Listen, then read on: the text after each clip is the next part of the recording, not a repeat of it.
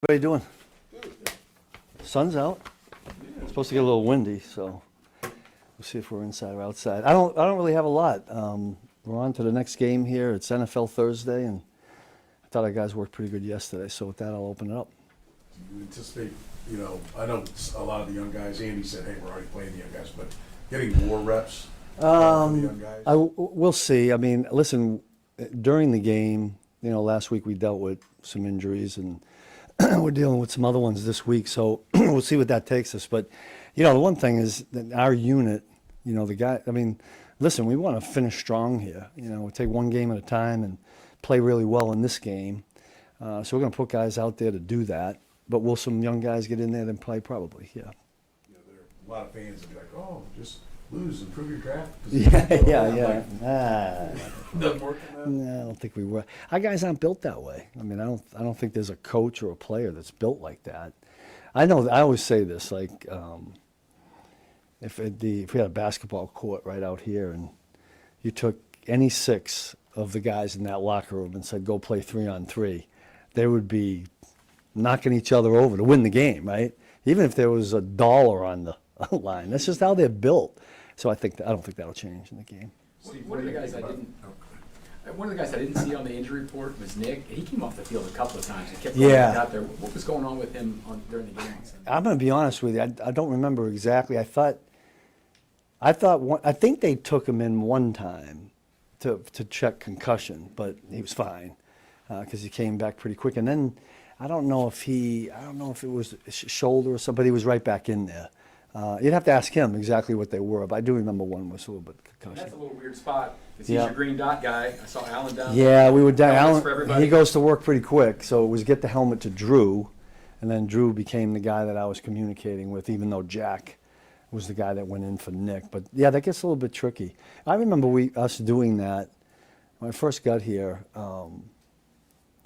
Anthony Hitchens was playing on the first and second, and then Ben Neiman would go out in the diamond. I remember Alan was over there constantly doing and he did a great job at it. So he's experienced. We got it done pretty good.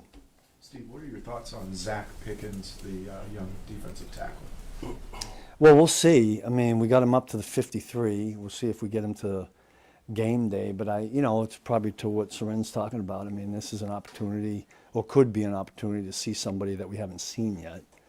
But again, the focus is going to be to prevent as many points by Tennessee's offense as possible. That's our job. Steve, we haven't seen Jeff Fossa much on defense. Where is he right now?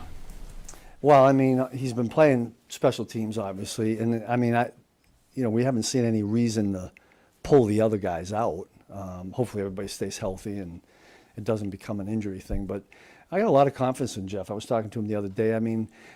He's the growth process as a weak side linebacker is just in walkthroughs now. We haven't seen him in a game. Haven't seen him since preseason. But I'm real hopeful for Jeff going forward. Yeah. Similar question, just how you've seen Ashton develop, and what do you think his ceiling is? He showed ball skills the other day, which was kind of cool. I still think we could have got him in there. We could have got one other block. We could have scored there. I think he's on a great trajectory as far as what you want to get out of a rookie, a young guy. He's around some veterans, I think, that have been a real big help to him. I think he's got some versatility that maybe going forward we can do some different things with him. But right now, he's getting as many reps as we can get him. I'd like to get him more in these next 3 games because I think he can do some things for us. But I'm real happy with what he's done so far. What are your thoughts of the young quarterback, Cam Ward, for the Titans? He's almost through his first year. Yeah, I'll tell you what, he can zip that thing. He can spin it, as we say in the football world. He got really strong arm, and he's another athletic quarterback. I see him make some throws, and you go, oh boy, that's scary.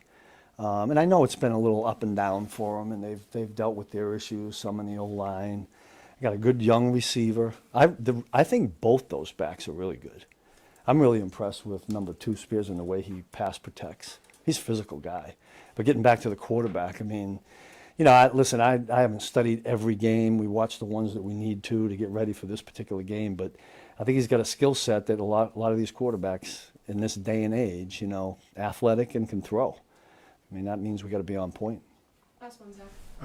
Steve, speaking of skill set, Ashton mentioned yesterday on that interception that it was his first lifetime pick, and because he didn't drop back in high school and college. Yeah. How important is that skill for a defensive lineman? Yeah, I mean, listen, you guys have been here long enough to see the way we function defensively. We ask our guys to do that.